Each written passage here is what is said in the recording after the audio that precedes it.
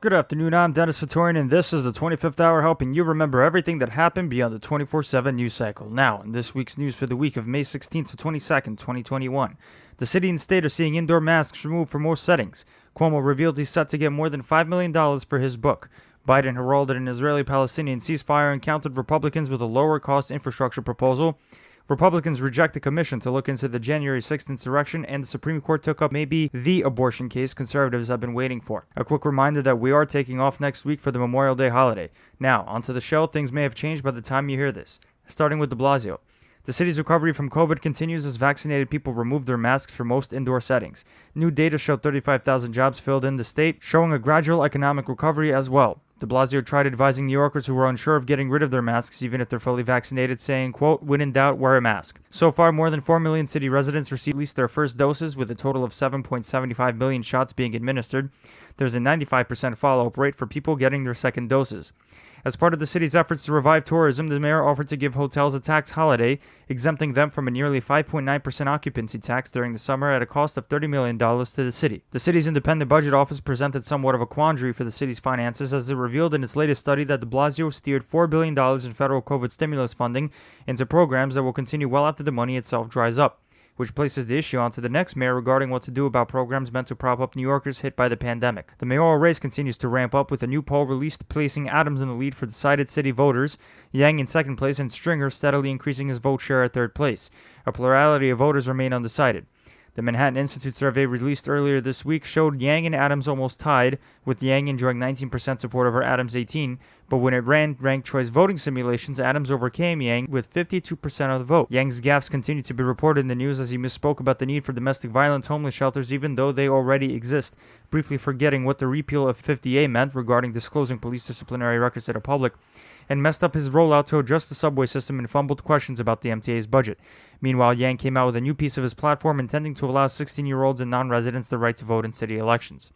Comptroller Scott Stringer pursued a little publicity stunt this week, visiting the homes of billionaire hedge funds managers Ken Griffin and Dan Loeb to protest multi-million-dollar donations in the mayor's race. Both hedge fund managers coincidentally also raised money for political action committees, stumping for Eric Adams and Andrew Yang.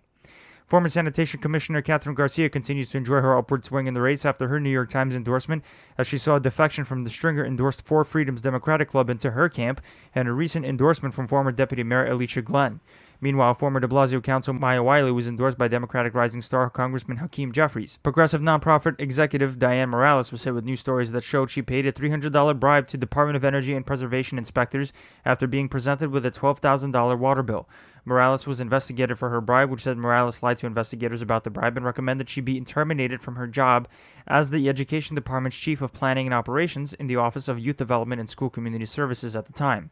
Morales defended the bribe as a move done by an innocent New Yorker who didn't know any better after being presented a five-figure water bill, and that she admitted to lying about the bribe. The mayoral candidates aren't happy about it, but the next debate taking place on June 2nd is going to be captured through Zoom rather than in person. New polling commissioned by the group New Yorkers for a Better Future also zeroed in on the comptroller and Manhattan DA races, showing that Council Speaker Corey Johnson and former federal prosecutor Tali Farhadi and Weinstein are leading their respective races. Meanwhile, comptroller candidate Brad Lander's staff unionized. Lander is seen as a progressive candidate alongside Johnson, who was leading the race before Johnson's introduction. Johnson originally thought about running in the mayoral race but dropped out due to mental health concerns, and Lander was leading the comptroller primary at the time. Attention future CUNY students, the city university system might eliminate the requirement to take the SAT or ACT in order to apply for City College through 2023, with CUNY preparing to ask the Department of Education for an exemption due to the pandemic's negative effects on prospective college attendees. A meeting of the CUNY board will take place on the 24th. A pro-Palestinian march and protest demonstrating against Israel took place in New York City this week, resulting in fights between Jews and Palestinians in the streets of New York, resulting in more than a dozen arrests. Police Commissioner Dermot Shea said that cops did a phenomenal job handling the BLM protest last summer, despite multiple classes of plaintiffs suing the NYPD for how the department injured protesters and placed them in prison cells with maskless detainees. Shea made the comments during an interview with the Department of Investigation. The department will see one of its more diverse starting classes this time around, as a more diverse pool of applicants signed up for the entrance exam than in any of the past 4 exams. The number of homeless people living on the streets dropped by 38% this year, according to a once-a-year homeless outreach population estimate conducted by the city, with homelessness nonprofits saying COVID drove homeless people from the streets. The Barry Diller Park, nicknamed the Little Island near the Hudson River, opened this week, allowing visitors from 6 a.m. to 1 a.m. between 13th and 14th Streets. The park was constructed over 5 years and paid for by the Diller Von Furstenberg Family Foundation, replacing Pier 54. Rap stars Nas, LL Cool J, Grandmaster Flash, and more assembled this week in the Bronx to celebrate the groundbreaking of the first hip-hop museum, planting shovels in the dirt for the future site of an $80 million complex showcasing the development of hip-hop in New York City through the years. The City Planning Commission finally gave the green light for the rezoning of Manhattan's Soho and NoHo neighborhoods despite a lawsuit still underway against the plan by resident groups that said the lack of in-person meetings violated city zoning law. The MTA's former head of accessibility, Alex Alagudin, was revealed to have left the MTA last year for violating ethics rules when he let contractors know ahead of time that their bids were going to be rejected and asking officials to reconsider their rejections, according to MTA Inspector General Carolyn Pokorny's office. Alagudin left his job before the MTA officially terminated his position for the ethical lapse, saying that he had left for other reasons and his next position inside the Cuomo administration was rescinded. MTA leaders weren't too happy when de Blasio announced he was sending 250 more cops into the subway system, saying that the mayor misled them about messaging regarding the subway safety as MTA officials themselves combated statements by the governor worrying anxious commuters. Eric Adams relevantly decried sending 250 cops, saying it wasn't enough and that more like 600 cops need to be sent into the trains and platforms. The city subways have resumed 24/7 service after more than a year of closing in the early morning hours to allow workers to disinfect stations, further reminding New York commuters of their life before the pandemic. 7 subway stations are remaining closed. Over in the Cuomo administration, the state's Excelsior Pass digital proof of vaccination has hit a rocky administration as many New Yorkers who got their shots can't get their digital apps to work and show proof that they're inoculated. The state said that a mix of clerical errors and bad data gathering are causing hiccups in the digital system. The governor announced a new lottery to entice more New Yorkers to get their shots for the first time, designed around Ohio's new lottery incentive program. Cuomo said this week that people getting their first Pfizer or J&J shots at any of the 10 sites around the state vaccinating people will be given a free lottery ticket at a $20 value to win up to $5 million with lower cash prizes available as well, starting next week and only next week. Vax and Scratch. How do you like that name? Vax and Scratch. You get a vaccination and you get a lottery ticket for the $5 million mega multiplier New York State Lottery. The Vax and Scratch ticket has a first prize of $5 million, but a number of prizes that go down to $20.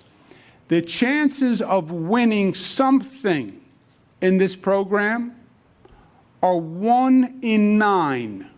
Everybody wins. You have a 1 in 9 chance of winning the lottery, but you get the vaccine and you win.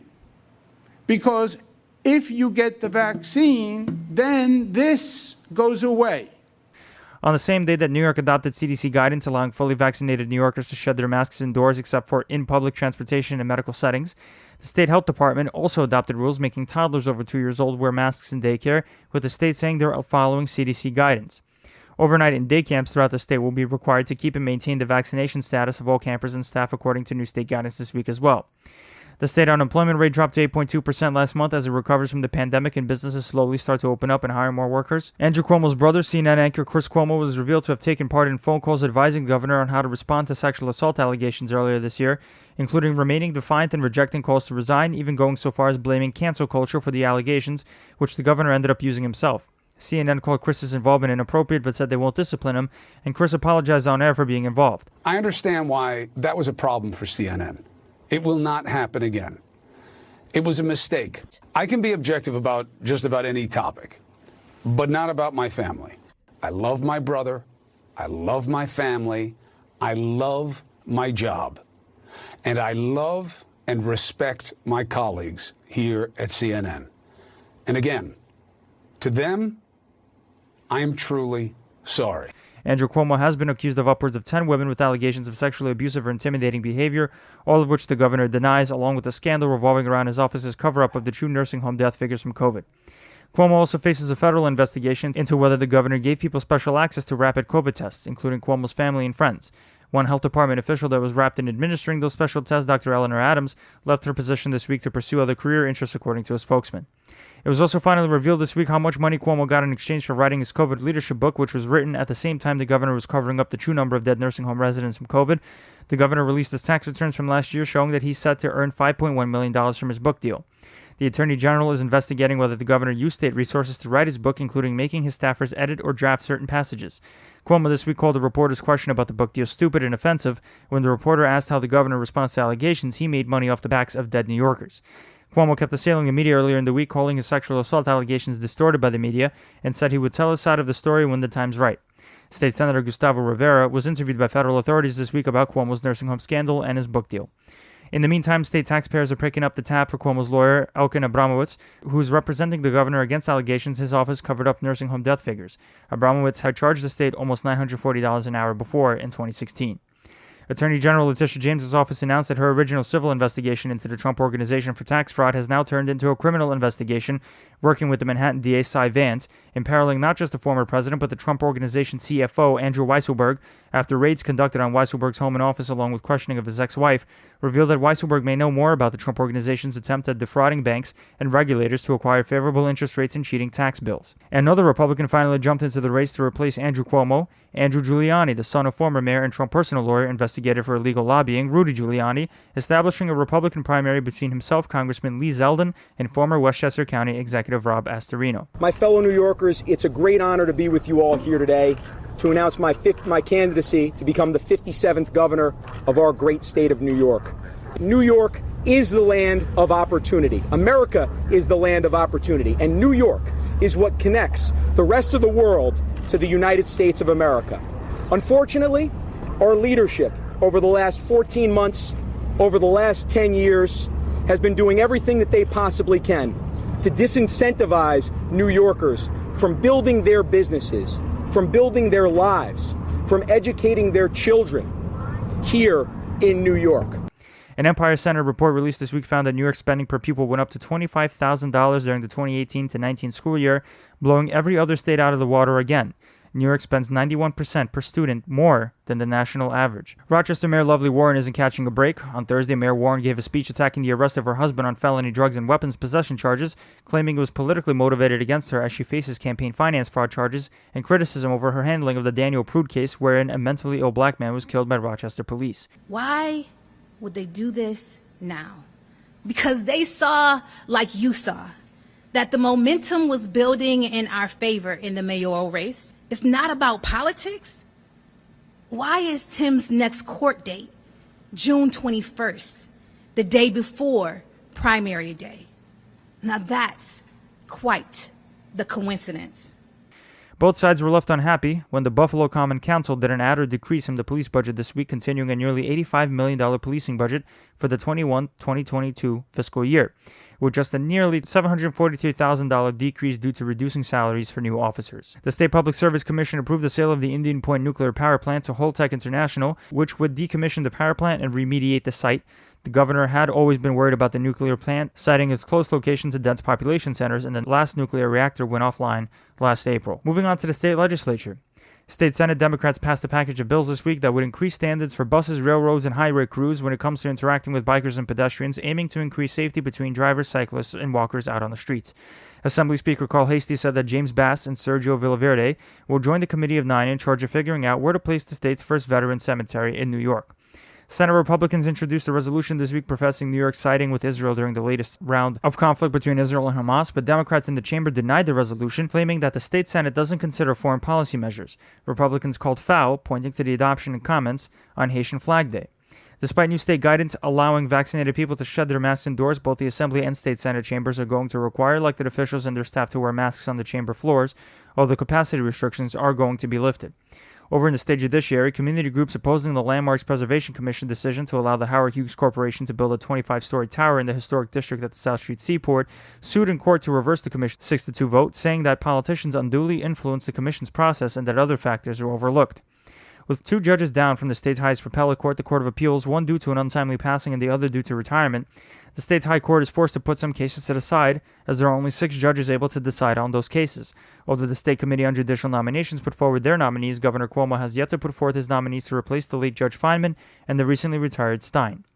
Speaking of sidelined cases, the Court of Appeals refused to hear a case by embattled politician and ex-con Hiram Monserrati when the former state senator was denied a place on the ballot for a New York City council race.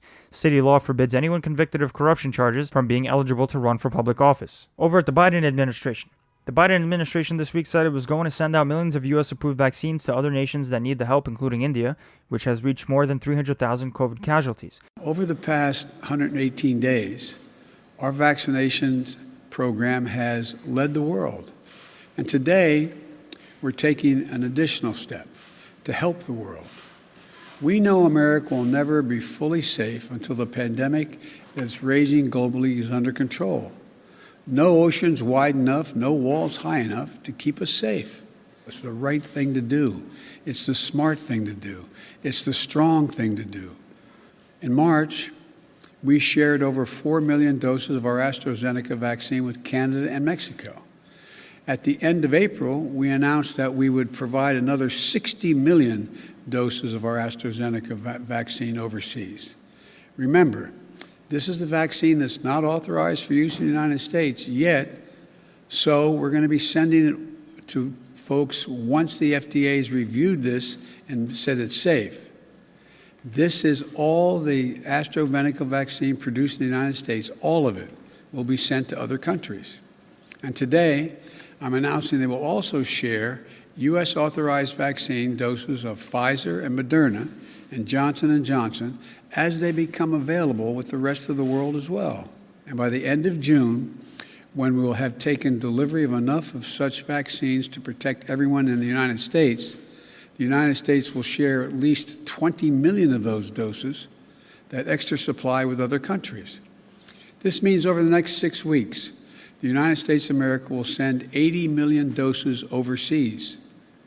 That represents 13% of the vaccines produced by the United States by the end of June. This will be more vaccines than any country has actually shared to date, 5 times more than any other country. The CDC continues to release updated guidance, including telling vaccine suppliers that they shouldn't pass up an opportunity to vaccinate someone, even if it means wasting remaining doses in a vial. The president celebrated the decline of COVID cases in all 50 states this week, saying that 60% of Americans have received at least one dose, ahead of his goal to get 70% of Americans to get at least one dose before July 4th. The federal government will begin paying out child allowance payments from the Treasury for up to $300 per child beginning July 15th, which was part of Biden's COVID relief plan at the beginning of the year. Congress passed a bill this week aimed at countering anti-Asian hate crimes following the COVID pandemic's outbreak, which led to political leaders and their followers to blame Asians for the pandemic's start, leading to a 149% increase in hate crimes against Asians in 2020. The president signed the measure into law this week, which would expedite hate crime prosecutions, issue guidance on creating a reporting process, and collect data on hate crimes and allocate money to raise awareness about hate crimes. I believe with every fiber of my being that there are simple core values and beliefs that should bring us together as Americans. One of them is standing together against hate, against racism, the ugly poison that has long haunted and plagued our nation. The White House walked back its own deadline to have a bill on Biden's desk dealing with police brutality by May 25th, as lawmakers are still negotiating.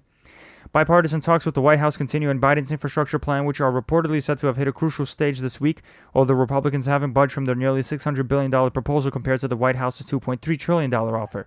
The White House later released a counter-proposal to Republicans with a new $1.7 trillion offer, cutting $600 billion from its initial proposal. And in our view, this is the art, I should say, of seeking common ground. This proposal exhibits a willingness to come down in size, giving on some areas that are important to the president, otherwise they wouldn't have been in the proposal, while also staying firm in areas that are most vital to rebuilding our infrastructure and industries of the future. Lawyers have reunited 54 more families that were separated by the Trump administration after Trump instituted a zero-tolerance policy that included separating migrant children from their parents if they try crossing the U.S.-Mexico border.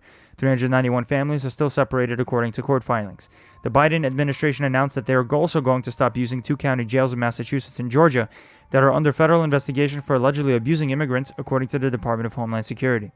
As Vice President Kamala Harris holds discussions with the U.S.'s South and Central American counterparts on how to stem the flow of migrants reaching the U.S. southern border, Congress released a list of senior officials and politicians from El Salvador, Guatemala, and Honduras that the State Department deemed corrupt and/or involved in drug trafficking, which could potentially make talks awkward. The administration also eased asylum restrictions this week, loosening a law the Trump administration used at the height of the pandemic to easily deport migrants because of COVID concerns. The Treasury Department, led by Secretary Janet Yellen, released a proposal calling on a global minimum corporate tax rate of 15%, which is lower than the 21% pitched on U.S. businesses' overseas earnings. Nations that enjoy being called tax havens, such as Ireland, might have a tough time going along with the proposal. Yellen also released a pitch as part of her plan to crack down on tax cheats, with the goal of raising $700 billion to fill the gap companies don't pay taxes for. The plan includes increasing the IRS budget by $80 billion to hire 5,000 more agents, to go after large corporations and wealthy Americans hiding their income or going through tax loopholes, and for the first time, initiating cryptocurrency regulations as Yellen thinks it's been a conduit for fraud. The Labor Department released new unemployment numbers this week showing that last week's unemployment applications dropped off to 444,000 from a revised 478,000 2 weeks ago.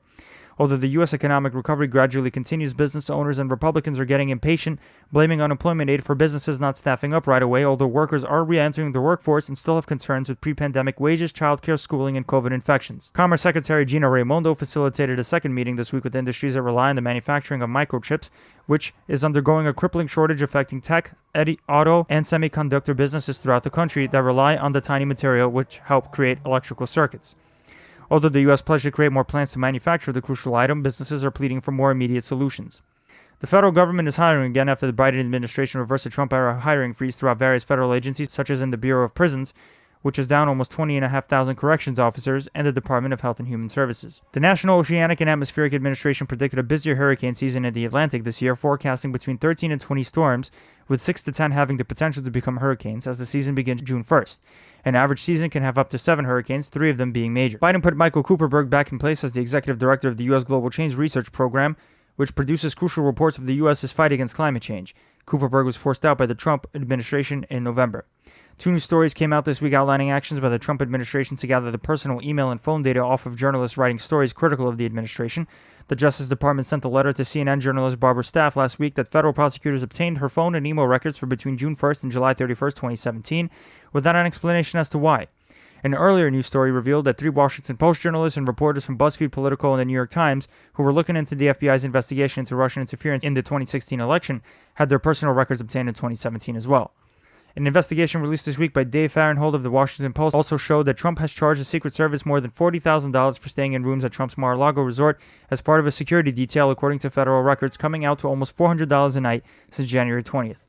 The FBI raid that seized documents and electronics from Rudy Giuliani's apartments and offices resulted in the seizure of 18 various devices.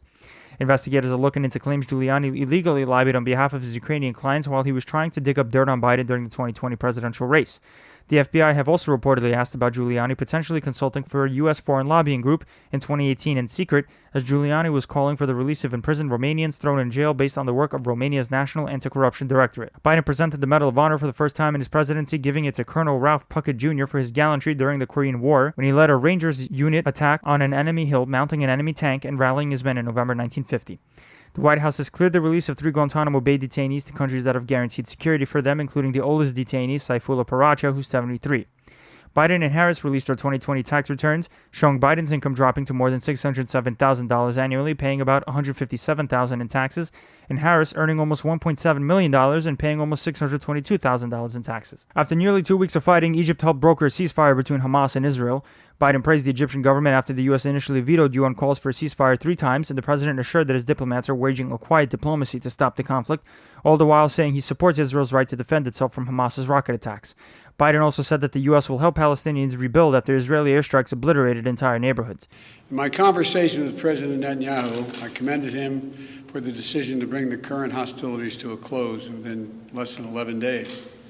I also emphasized what I've said throughout this conflict. The United States fully supports Israel's right to defend itself against indiscriminate rocket attacks from Hamas and other Gaza-based terrorist groups that have taken the lives of innocent civilians in Israel. These hostilities have resulted in the tragic deaths of so many civilians, including children. And I send my sincere condolences to all the families, Israeli and Palestinian, who have lost loved ones, and my hope for a full recovery for the wounded. The United States committed to working with the United Nations, and we remain committed to working with the United Nations and other international stakeholders to provide rapid humanitarian assistance and to marshal international support for the people of Gaza and the Gaza reconstruction efforts. We will do this in full partnership with the Palestinian Authority, not Hamas, the Authority, in a manner that does not permit Hamas to simply restock its military arsenal. I believe the Palestinians and Israelis equally deserve to live safely and securely and to enjoy equal measures of freedom, prosperity, and democracy. My administration will continue our quiet, relentless diplomacy toward that end. I believe we have a genuine opportunity to make progress, and I'm committed to working for it. And I want to thank you all, and may God bless you all, and pray that this continues. Thank you so much. Secretary of State Antony Blinken is set to meet his Israeli counterpart shortly after the time of this recording. 232 Palestinians, 65 of which are children, and 12 Israelis, 2 of which were children, were killed by both sides. And as the truce steadily went into effect, Israeli police raided the Al-Aqsa compound in Jerusalem as Palestinians hurled rocks at security forces. Senior diplomats said this week that talks in Vienna to revive the 2015 Iranian nuclear deal, which would release money held up in sanctions against Iran in exchange for curbing the nation's nuclear program, were productive, with some saying that a deal was within reach. South Korean President Moon Jae-in was reportedly hoping to get a chance to convince Biden to take a step forward on diplomacy with North Korea in a meeting with the president on Friday, but chances were slim as Biden's view on North Korea has more of a long-term priority rather than immediate concern. We closely studied what others have tried and what worked and what hasn't worked. And, we're under no illusions how difficult this is, none whatsoever. And the past 4 administrations have not achieved the objective. It's an incredibly difficult objective. The Chinese government protested the U.S.'s presence in the South China Sea, alleging that a U.S. naval destroyer entered its waters around islands the country claims, but that other nations claim as well.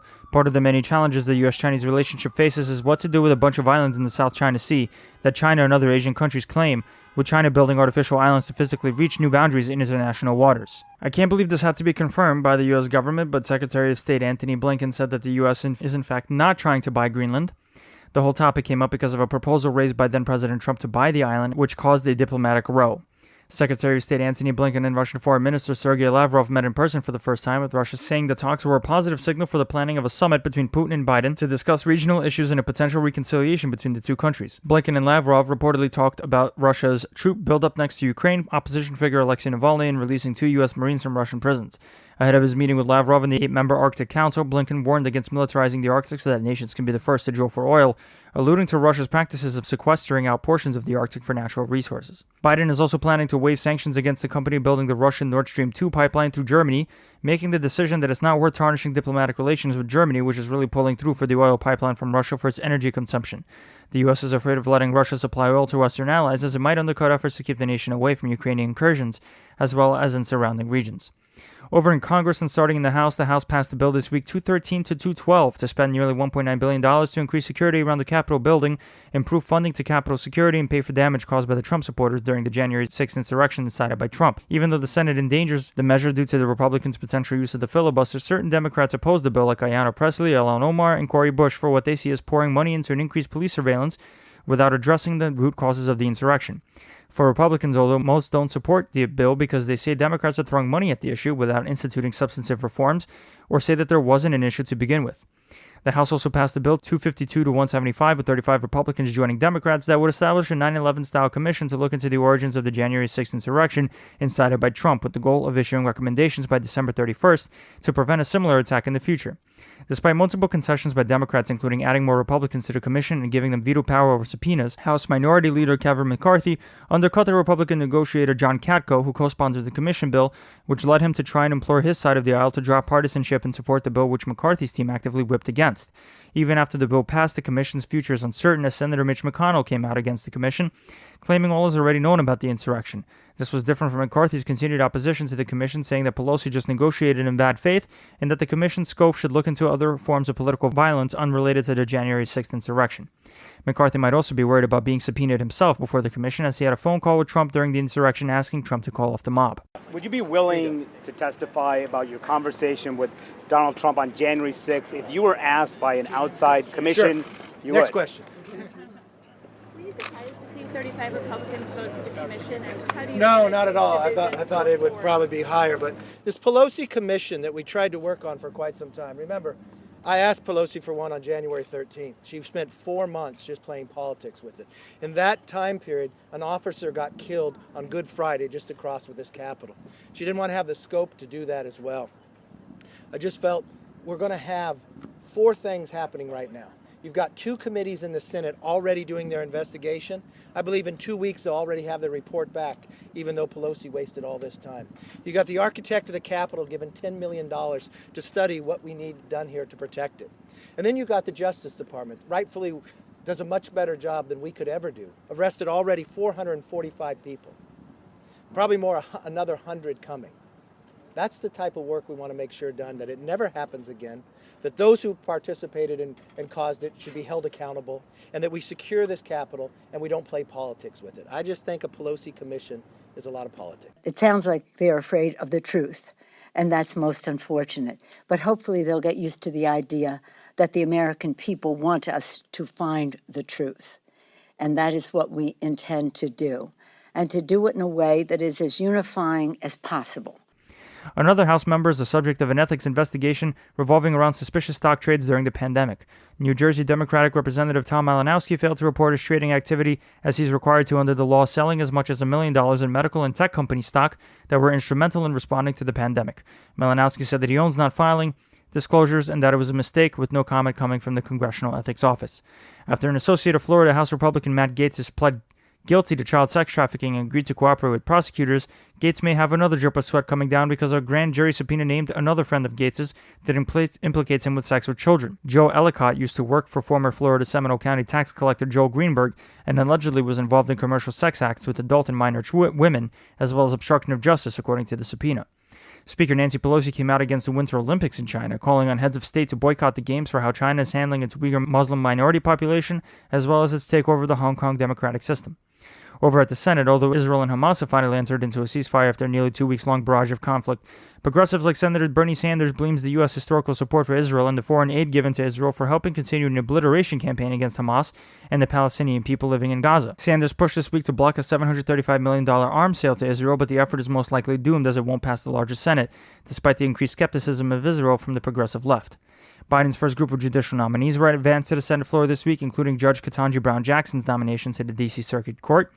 Senators reached a bipartisan deal to give the USPS financial relief by no longer requiring the USPS to prepay healthcare costs and retirement benefits, which was the main reason why the postal system is in such debt, and at the same time strengthen accountability for slow mail service. Federal investigators are looking into potential illegal donations to Maine Republican Senator Susan Collins' re-election campaign, with an unsealed search warrant showing the FBI looking into whether a defense contractor paid $150,000 into a pro-Collins super PAC, but then reimbursed Collins' campaign. Over at the federal judiciary, the Supreme Court sent shockwaves through the country when it announced it agreed to take up a case for next year's term that could potentially alter Roe v. Wade, the case that established a woman's right to an abortion. The Dobbs case is about a law in Mississippi that prohibits abortions after 15 weeks in between the second and third trimester, which the Fifth Circuit Court of Appeals struck down based on the case Planned Parenthood v. Casey, which upheld Roe and set up a standard that any law placing an undue burden on a woman's right to an abortion violates the Constitution. With a 6-3 conservative majority, abortion activists are worried the court will strike down Roe, while pro-life activists have been waiting for this moment, including states led by Republicans like Texas, which recently passed a law criminalizing abortions after just 6 weeks, when a lot of women don't even know they're pregnant. The Supreme Court ruled in favor of oil giant BP when it said Baltimore's lawsuit against the oil giant was wrongly filed in state court, further limiting the ability for individual states to try and bring oil companies to account for climate change. The court also ruled in a case closing the possibility for criminal defendants to use a case decided from last term that forbade the use of non-unanimous juries for criminal convictions. The court did reject the case, however, regarding whether graffiti in the workplace with the N-word included in it created a hostile work environment for the purposes of labor law. And finally, in national news, the U.S. continues making headway against COVID with 279 million shots administered and more than 1.8 million shots given every day. The death toll is a little more than 588,000. As the country adapts to new rules letting fully vaccinated people walk around without masks indoors in most settings, anxiety increased from those asking how businesses are going to enforce the no-mask rule, worrying about unvaccinated people lying about their status. Most employers, according to a Washington Post investigation, aren't keen on mandating vaccinations, and at least 36 states have tried to pass laws that can't force people to get a vaccine as part of keeping a job or buying products and services. Big venues, meanwhile, require showing proof of vaccination or a negative COVID test from as far back as 3 days prior. As part of pushing Trump's false narrative that the 2020 presidential election was rigged against him, Republicans in various state legislatures are continuing their push to investigate what they say are suspicious allegations or patterns of voting fraud. One such area where this is happening is in Arizona, as Republican state legislatures push for a recount in Maricopa County, which Biden won with close to 40,000 votes. Democratic Secretary of State Katie Hobbs sent a letter to officials in Maricopa County to replace voting machines that were examined by private contractors hired by the Republican legislature because it wasn't clear whether the machines were protected from tampering by the private companies, one of which is led by someone who claims Trump won the election in the first place. Trump allies in Georgia are seeking to do the same thing as Arizona, with Vernon Jones, a Republican lawmaker aligned with Trump and running against Republican Governor Brian Kemp, pitching to have a recount audit of Georgia's 2020 presidential election results, even though the state had its own 2 recounts that only affirmed Biden's victory. Republican South Carolina Governor Henry McMaster signed a bill into law this week that said that if lethal injection isn't available as an execution method for death row inmates, then the inmate can choose between death by firing squad or the execution chair, spurring cries of protest and a lawsuit by 2 death row inmates who are claiming the law violates the 8th Amendment right against cruel and unusual punishment. Pasquotank County, North Carolina DA Andrew Womble said this week that he wasn't going to prosecute the sheriff's deputies that killed Andrew Brown Jr., further saying that the shooting was justified because video shows Brown getting in his car and driving in the way of police officers, although that rationale is being disputed by Brown's family, who say that Brown was trying to leave for fearing his life. And that's it for this week's show of the 25th Hour, hoping you stay on top of the 24/7 news cycle. Don't forget to rate us on Apple Podcasts, share us with your friends, and subscribe to us wherever you get your podcasts. You can email your tips and suggestions at the 25thhournews@gmail.com and become a patron today for as low as $2 a month to support the show at patreon.com/25thhournews.